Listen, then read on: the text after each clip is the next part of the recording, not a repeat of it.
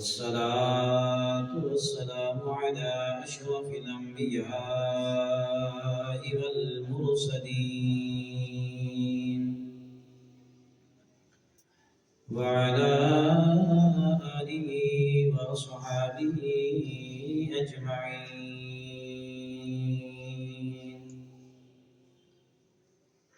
أما بعد فأعوذ بالله من الشيطان الرجيم. بسم الله الرحمن الرحيم.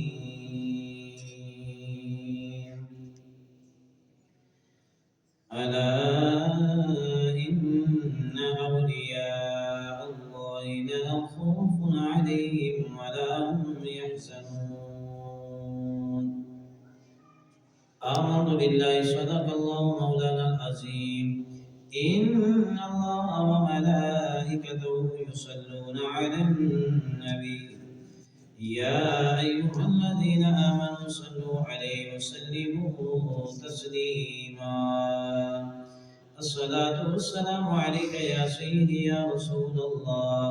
الصلاة والسلام عليك يا سيدي يا حبيب الله.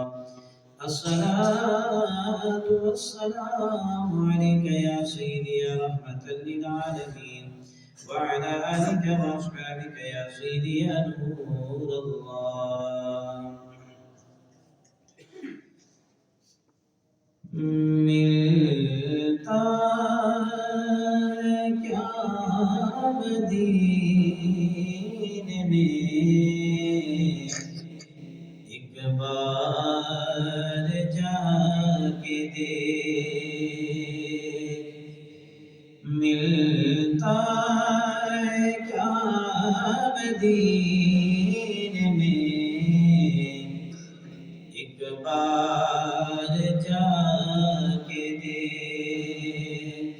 کرتے ہیں مال مال وہ دامن بچھا کے دیکھ.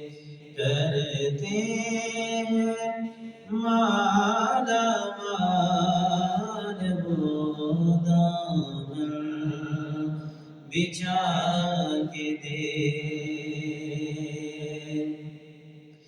ان کی گلی میں مانگتے پھرتے ہیں تاجدار. ان کی گلی میں مانگتے پھرتے ہیں تاجدار.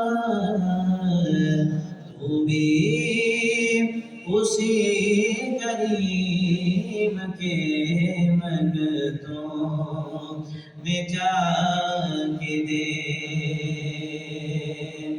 خیرات دے کے کہتے ہیں جا تیری خیر ہو.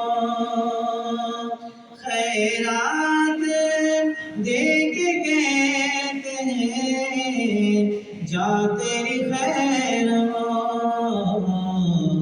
بن مانگے خیر ملتی ہے آزما کے دے. واصف تیری نجات کا ہے راستہ یہی. واصف تیری نجات کا ہے راستہ یہی. الفت نبی کی یاد کو دل میں بسا کے دے. دھل جائیں گے گناہ تیرے ہو جائے گا کرم.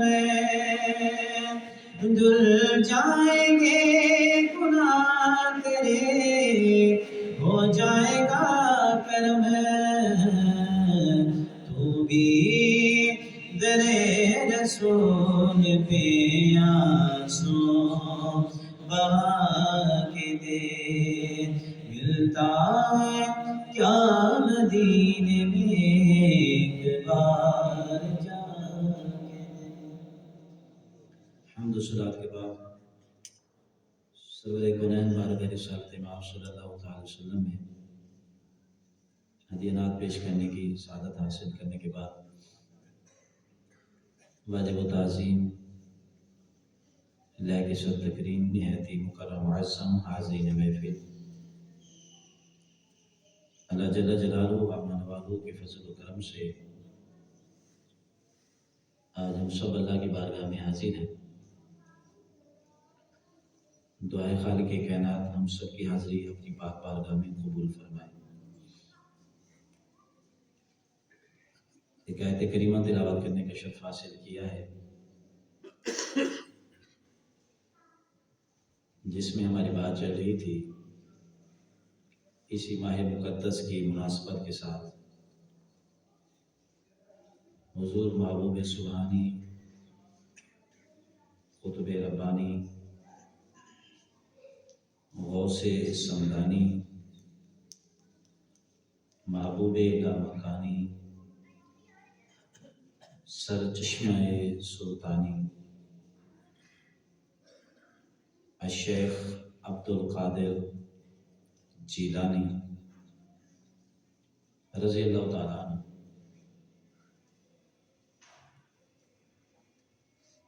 آپ اللہ کے ایسے ولی ہیں کائنات کے جتنے بھی ولی ہیں قیامت تک کے لیے ولی اس وقت تک ولی نہیں بن سکتا جب تک اپنی گردن حضور الشیخ عبدالقادر جیلانی رضی اللہ تعالیٰ عنہ کی بارگاہ میں نہیں جھکاتا، اس وقت تک کوئی ولی نہیں بن سکتا۔ کائنات میں جتنے بھی ولی بنے سب کو ولایت حضور شیخ جیلانی کی بارگاہ سے ملی۔ جس کو بھی اللہ ولایت عطا کرتا ہے سب سے پہلے سائن حضور الشیخ عبدالقادر جیلانی رضی اللہ تعالیٰ عنہ آپ کے ہوتے ہیں۔ جب تک آپ کسی کو قبول نہیں کرتے اس وقت تک وہ رسول اللہ صلی اللہ علیہ وسلم کی بارگاہ میں وہ قبول نہیں ہو سکتا بمنزل ولایت کے اندر،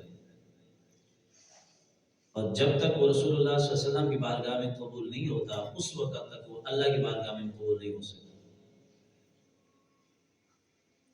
سب سے پہلے حضور الشیخ عبدالقادر جیلانی رضی اللہ تعالیٰ عنہ آپ کے قدم مبارک کو اپنی گردن پہ تسلیم کرنا پڑتا ہے۔ آپ محفل میں تشریف فرما تھے، آپ نے اعلان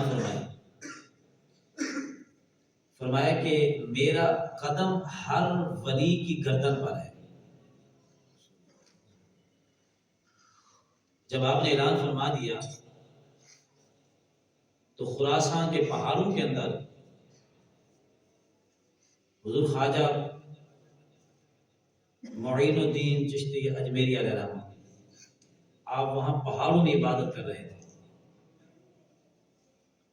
اور آپ کی جو یہ آواز تھی حضور غوث پاک رضی اللہ تعالیٰ کی پوری کائنات میں جہاں جہاں ولی تھے سب تک گئی۔ آپ نے وہیں سے آواز دی کہ حضور آپ کا قدم مبارک نہ صرف ہماری گردن پر ہے بلکہ آپ کا قدم مبارک ہمارے سر پر بھی ہے، ہماری آنکھوں پر بھی ہے۔ سامنے بیٹھے ہوئے ایک ولی تھے، ان کا نام تھا حضرت علی بن حیث۔ انہوں نے کہا حضور آپ کا قدم ہماری گردن پر بھی ہے۔ آپ نے فرمایا تم نے آنے میں دیر کر دی، خراسان کے پہاڑوں سے معین الدین نے وہیں سے ہمیں آواز دی حضور آپ کا قدم مبارک ہماری گردن پر بھی ہے، ہمارے سر پر بھی ہے، ہماری آنکھوں پر بھی ہے۔ اس لیے فرمایا کہ صوفیاء فرماتے ہیں، علماء فرماتے ہیں کہ اگر کوئی شخص بغداد جاتا ہے ولی کامل بغداد گیا، اس نے حضور غوث پاک رضی اللہ تعالیٰ عنہ کی بارگاہ میں حاضری نہیں دی تو اللہ تعالیٰ اس کی ولایت سلب کر لیتا ہے، ولایت چھین لیتا ہے، ولایت ختم ہو جاتی ہے۔ جو بغداد کا سفر کر کے گیا اور اس نے حضور غوث پاک رضی اللہ تعالیٰ عنہ کی بارگاہ میں حاضری نہیں دی، آپ وہ ولی کامل ہیں۔ اللہ نے آپ کو یہ عزت، یہ مرتبہ، مقام عطا فرمایا ہے کہ جو کائنات میں ولی بنے گا سب سے پہلے وہ آپ کو قبول کرے گا، آپ کی بارگاہ میں اپنی گردن جھکائے گا، آپ کے قدم کو اپنی گردن پہ تسلیم کرے گا، اس کے بعد آپ سائن فرما دیں گے، قبول فرما لیں گے، پھر وہ فائل حضور حضرت علی پاک کرم اللہ تعالیٰ وجہ الکریم آپ کی پاک بارگاہ میں جاتے ہیں، وہ تمام ولیوں کے وہ امام ہیں، پھر وہ اس فائل پہ سائن کرتے ہیں، پھر وہ فائل جو ہے آقا کریم صلی اللہ علیہ وسلم کی بارگاہ میں جاتے ہیں، پھر میرے آقا علیہ السلام اسے قبول فرما لیتے ہیں، سائن فرما دیتے ہیں، تو پھر وہ فائل جو اس بندے کی اللہ کی بارگاہ میں جاتی ہے، پھر اللہ اپنے اس بندے کو اپنا دوست بنا دیتا ہے۔ جو حدیث پاک ہے کہ رب فرماتا ہے میرا بندہ میرے قریب ہو جاتا ہے، میں اسے اپنا دوست بنا لیتا ہوں، پھر میں اس کی آنکھ بن جاتا ہوں، اس سے دیکھتا ہے، میں اس کے قدم بن جاتا ہوں، اس سے چلتا ہے، یعنی پھر اللہ کی طاقت اس بندے میں آ جاتی ہے۔ تو اس ولی کو بھی یہ منزلیں طے کرنے کے بعد ہی وہ رب کی بارگاہ میں پہنچتا ہے، رب اسے اپنا دوست بناتا ہے۔ جب تک یہ منزلیں طے نہیں کرے گا تو پھر کوئی ولی نہیں بن سکتا۔ حضور شیخ عبد القادر جیلانی البغدادی الحسنی والحسینی رضی اللہ عنہ، آپ تو پیدائشی ولی ہیں، آپ کی ولادت پر تو آقا علیہ السلام خود تشریف لائے مبارک دینے کے لیے کہ اے ابو صالح، اللہ نے آپ کو وہ بیٹا دیا ہے جو اللہ کا بھی محبوب ہے، اس کے پیارے محبوب کا بھی محبوب ہے۔ آقا علیہ السلام بشارہ دینے کے لیے تشریف لائے، خوشخبری دینے کے لیے تشریف لائے، مبارکباد دینے کے لیے تشریف لائے، یہ وہ اللہ کے ولی۔ اور علم اللہ نے آپ کو اتنا عطا فرمایا، علم ظاہری، علم باطنی۔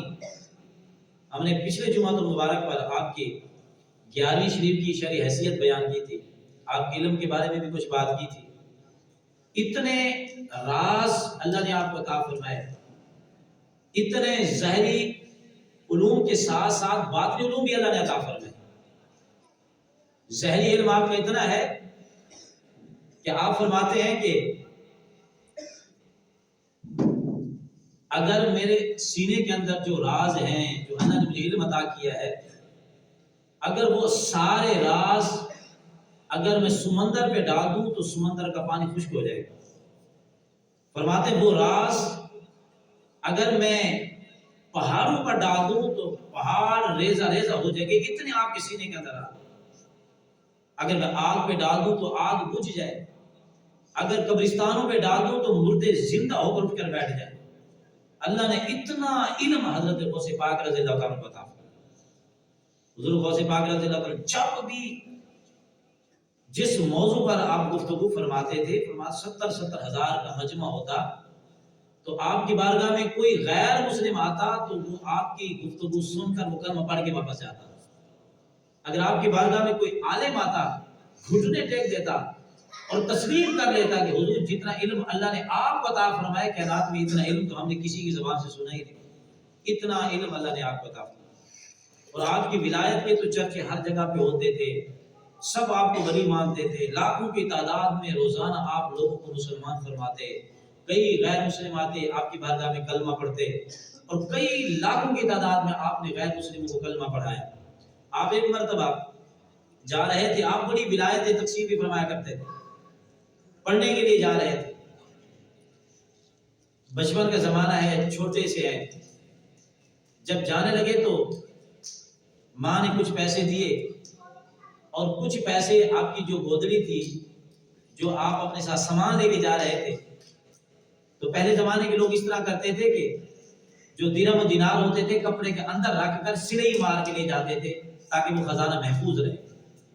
ماں نے کچھ پیسے ایسے دیے، جیب میں آپ نے ڈال دیے، کچھ پیسے ماں نے سلئی کر کے گودڑی کے اندر محفوظ کر کے دے دی، بیٹا جب پڑھنے جا رہے ہو تو وہاں جو ضرورت پڑے تو اسے پوری کر لینا۔ حضور غوث پاک رضی اللہ تعالیٰ عنہ سفر پہ جا رہے، قافلہ تھا، کافی لوگ تھے، راستے میں جاتے جاتے ڈاکو نے حملہ کر لیا، ڈاکو نے پکڑ لیا، قافلے کے سارے لوگوں کو لوٹ لیا، جو کچھ ان کے پاس تھا سب کچھ انہوں نے لے لیا۔ جب سب کچھ لے لیا، لینے کے بعد ڈاکو پوچھنے لگے کہ تم میں سے کسی کے پاس اور کچھ ہے، کوئی نقدی، کوئی چیز، کوئی اور ہے کچھ؟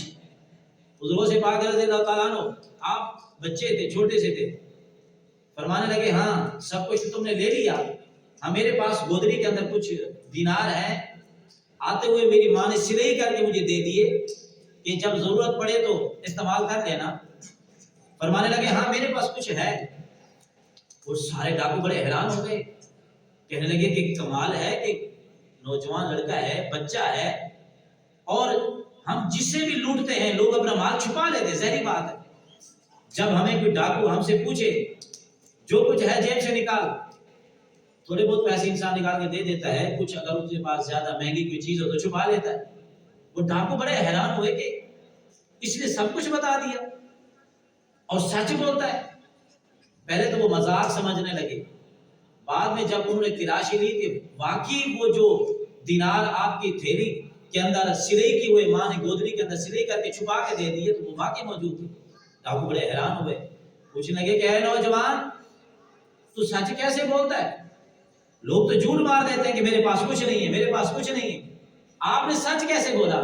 آپ نے فرمایا سچ اس لیے بولا کہ آتے ہوئے ماں نے میری یہ تربیت کی تھی، ماں سے وعدہ کر کے آیا ہوں، ماں نے حکم دیا تھا بیٹا سفر پہ جا رہے ہو، پڑھنے کے لیے جا رہے ہو، جیسا بھی مشکل وقت آ جائے آپ نے جھوٹ نہیں بولنا، جیسا بھی مشکل وقت آ جائے آپ نے سچ ہی بولنا ہے، جھوٹ نہیں بولنا۔ میں تو ماں سے وعدہ کر کے آیا ہوں، اس وجہ سے میں نے تو سچ ہی بولنا ہے، میرے پاس اتنے دینار اور بھی ہیں۔ تو ڈاکو بڑے آپ کی گفتگو سے متاثر ہوئے، بڑے حیران ہوئے کہ یہ ماں سے وعدہ کر کے جھوٹ نہیں بولوں گا، تو یہ سچ ہی بول رہے ہیں، اور ہم تو خدا سے وعدہ کر کے آئے تھے ہم دنیا میں جھوٹ نہیں بولیں گے، ہم سچ بولیں گے، ہم خدا سے وعدہ خلافی کر رہے ہیں۔ یہ بچہ ہو کر ماں سے وعدہ خلافی نہیں کرتا، ہم بڑے ہو کر خدا سے وعدہ خلافی کر رہے ہیں۔ تو جتنے بھی ڈاکو تھے سارے آپ کے قدموں میں گرے اور سب نے توبہ کی، توبہ کرنے کے بعد وہ ولیوں کی صف کے اندر کھڑے ہو گئے۔ اللہ نے سب کو جو ہے وقت کا ولی بنا دیا، اس لیے کہ جب کسی ولی کی نگاہ کسی انسان پر پڑ جاتی ہے تو اللہ اس سے بھی مرتبہ ولایت عطا فرما دیتا ہے۔ یہی وجہ تھی نا قرآن پاک کے اندر یہ واقعہ موجود ہے۔ وہ تھا تو کتا ہی تھا، نجس ہے، ناپاک جانور ہے، گیلا کتا کپڑوں کو لگ گیا کپڑے ناپاک ہو جاتے۔ قرآن میں یہ واقعہ موجود ہے۔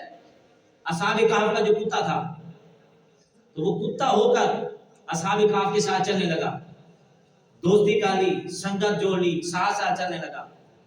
تو انہوں نے کتے کو بڑا بھگایا، چلا جا کہ یہ بھونکے گا ہمیں کہ پھنسوا دے گا۔ کتے نے کہا میں بھونکنے والا نہیں، میں ادب کروں گا، تمہارے ساتھ رہوں گا، میں تمہارا ادب کروں گا، تمہارا احترام کروں گا، میں تمہیں بھونکوں گا نہیں، تمہیں تکلیف نہیں دوں گا۔ تو اس کتے نے جب اللہ کے ولیوں کا ادب کیا، جب وہ باادب طریقے سے ان کی بارگاہ میں بیٹھتا تھا، جب ان کی سنگت اختیار کر لی، اللہ کو کتے کی یہ ادا اتنی پسند آ گئی۔ 3 جگہ پر قرآن کے اندر جہاں اللہ کے ولیوں کا ذکر ہوتا ہے تو ساتھ اللہ اس کتے کا بھی ذکر فرماتا ہے۔ اور پھر اس کے بارے میں محدثین مفسرین فرماتے ہیں جنت کے اندر جہاں اللہ کے ولی جائیں گے تو وہ کتا بھی ان کے ساتھ جنت کے اندر ہی داخل ہوگا۔ تو یہ نسبت ہو گئی نا کتے کو اللہ کے ولیوں کے ساتھ۔ تو اللہ کے ولیوں کے ساتھ جس کو نسبت ہو جائے، اللہ کے ولی کی نگاہ انسان تو کیا اگر کتے پر پڑ جائے تو وہ جنتی ہو جائے، تو اگر انسان پر پڑ جائے اور انسان اللہ کے ولیوں سے دوستی کر لے تو یہ کیسے جنت میں نہیں جائے گا؟ انسان بھی اللہ کے ولیوں کے ساتھ جنت میں ہی جائے گا۔ یہ قرآن کا بھی مفہوم ہے اور حدیث کا بھی مفہوم ہے۔ میرے آقا صلی اللہ علیہ وسلم نے ارشاد فرمایا جو بندہ جس کے ساتھ محبت کرتا ہے، جو بندہ جس کے ساتھ محبت کرتا ہے اٹھے گا بھی اسی کے ساتھ اور جائے گا بھی اسی کے ساتھ۔ اگر آپ کی کسی نیک بندے سے محبت ہے، اگر وہ جنت میں جائے گا تو آپ اس کے ساتھ جنت میں جائیں گے۔ اگر کسی گناہگار سے آپ کو محبت ہے، اگر وہ جہنم میں جائے گا، اللہ نہ کرے اگر وہ جہنم میں جائے گا تو پھر وہ بھی اس کے ساتھ جہنم میں جائے گا۔ اس لیے فرمایا یوم ندعو کل اناس بامامہم، ہر انسان کو اپنے امام کے ساتھ بلایا جائے گا۔ جو جس کے ساتھ محبت کرتا ہے وہ اسی کے ساتھ اٹھے گا اور اسی کے ساتھ اس کا ٹھکانہ ہوگا۔ اسی طریقے سے حضرت شیخ عبد القادر جیلانی البغدادی الحسن والحسین رضی اللہ تعالیٰ عنہ، آپ کو پکارا جاتا ہے یا غوث اعظم دستگیر پیر ماں. یہ جملہ جو ہے، اس جملے سے بڑے بڑے ولی آپ اس جملے سے پکارتے ہیں یا غوث اعظم دستگیر پیر ماں. تو یہ زمانہ تھا حضور میاں صاحب علیہ رحمہ، میاں شیر محمد شرف شریف والے جو بزرگ ہیں، ان کا زمانہ تھا. ان کے زمانے کے اندر ایک بندے کو اعتراض ہوا کہ یہ یا غوث اعظم دستگیر پیر ماں یہ کیوں لوگ پکارتے ہیں، یہ شرک ہے، یہ فلاں ہے، یہ کفر ہے، ایسا نہیں پکارنا چاہیے. وہ یہ اعتراض لے کر حضور میاں صاحب کی بارگاہ میں آیا. جا کر میں ان سے پوچھتا ہوں، بڑے عالم ہیں، بڑے ولی ہیں، بڑی ان کی میں نے باتیں سنی ہیں، میں جا کر ان سے سوال کرتا ہوں یہ یا غوث اعظم دستگیر پیر ماں یہ کیوں کہتے ہیں لوگ. یہ اس کے دل میں اعتراض تھا. اعتراض لے کر حضور میاں صاحب کی بارگاہ میں آیا. جب آیا، میاں صاحب اوپر آرام فرما تھے اور خادمی نے نیچے حجرے کے اندر اسے بٹھایا. جب حجرے میں گیا، جا کر دیکھا تو ایک بہت بڑا فریم لگا ہوا ہے، اس کے اوپر لکھا ہوا یا غوث اعظم دستگیر پیر ماں. وہ بڑا حیران ہوا، ارے میں تو یہ سوچ کے آیا تھا کہ یہ اس کو کہنے سے بندہ مشرک بن جاتا ہے، یا غوث اعظم دستگیر پیر ماں یہ پکارنے سے بندہ مشرک بن جاتا ہے. یہ تو بڑے مشرک نکلے، ان کے تو کمرے میں لکھا ہوا ہے یا غوث اعظم دستگیر پیر ماں. بڑا حیران ہو کے بیٹھا ہے. چلو آ جائیں، میں ان سے سوال کروں گا، ان کو لاجواب کر دوں گا. یہ بھی سوچ رہا ہے اور بیٹھا ہوا ہے. اتنی دیر میں حضور میاں صاحب سیڑھیاں اترتے نیچے تشریف لا رہے تھے. جب سیڑھیوں سے اترتے ہوئے نیچے تشریف لا رہے تھے، بلند آواز سے پڑھتے ہوئے آ رہے تھے یا غوث اعظم دستگیر پیر ماں، یا غوث اعظم دستگیر پیر ماں. یہ پڑھتے ہوئے نیچے تشریف لا رہے تھے اور جیسے ہی وہ آواز اس بندے کے کانوں میں پڑی، وہ بے ہوش ہو کر گر گیا. میاں صاحب آئے، اس کے اوپر پانی چھڑکایا گیا. جب ہوش ہے پوچھا کیا ہوا، بے ہوش کیوں ہو گیا تھا، کیا ہو گیا تھا اس کو. اس نے کہا جو اعتراض لے کر آیا تھا، پوچھنا تو دور رہ گیا، میں نے وہ منظر اپنی آنکھوں سے دیکھ لیا. فرمایا کیسے دیکھا؟ کہا اعتراض یہ تھا آپ یا غوث اعظم دستگیر پیر ماں آپ کیوں کہتے ہیں، اور یہ اس کہنے سے بندہ مشرک ہو جاتا ہے. یہ میں اعتراض لے کر آیا تھا. جب میں کمرے میں پہنچا تو یہ آپ کے کمرے میں بھی لکھا ہوا تھا، اور جب آپ کی آواز میرے کان میں پڑی تو میں نے ایک بزرگ ہستی دیکھی اور انہوں نے آ کر مجھے یہ بتایا جب میاں صاحب جیسے ہمیں پکارتے ہیں تو ہم بغداد سے بھی ان کے پاس چلے آیا کرتے ہیں. تو حضور غوث پاک نے مجھے اپنا دیدار کرایا ہے، میں نے ان کا دیدار کیا، اس وجہ سے میں بے ہوش ہو گیا. تو اس کے بعد پھر اس کا اعتراض ہی ختم ہو گیا، وہ بات ہی ختم ہو گئی. تو حضور الشیخ عبد القادر جیلانی البغدادی الحسن والحسین رضی اللہ تعالیٰ عنہ، آپ وہ اللہ کے ولی ہیں، جب تک آپ کسی اور ولی کو تسلیم نہیں کریں گے تو کوئی ولی بن نہیں سکتا. جب تک دنیا کا کوئی بھی ولی حضور غوث پاک کے قدم مبارک کو اپنی گردن پہ تسلیم نہیں کرے گا، اس وقت تک وہ ولی نہیں بن سکتا. ولی بنتا ہی وہی ہے کہ حضور غوث پاک کی بارگاہ میں گردن جھکاتا ہے، پھر وہ فیض آگے حضور علی پاک رضی اللہ تعالیٰ عنہ ان کی بارگاہ میں جاتی ہے، پھر وہ قبول فرماتے ہیں، پھر میرے مصطفیٰ کی بارگاہ میں جاتی ہے، پھر میرے مصطفیٰ قبول فرمانے کے بعد جب سائن ہو جاتے ہیں پھر اللہ اسے اپنا دوست بنا لیتا ہے. ایسے اللہ کسی کو اپنا دوست نہیں بناتا. اللہ تعالیٰ کی بارگاہ میں دعا ہے ہم سب کی حاضر کی بارگاہ میں قبول فرمائے. آمین. واخر دعوانا الحمدللہ.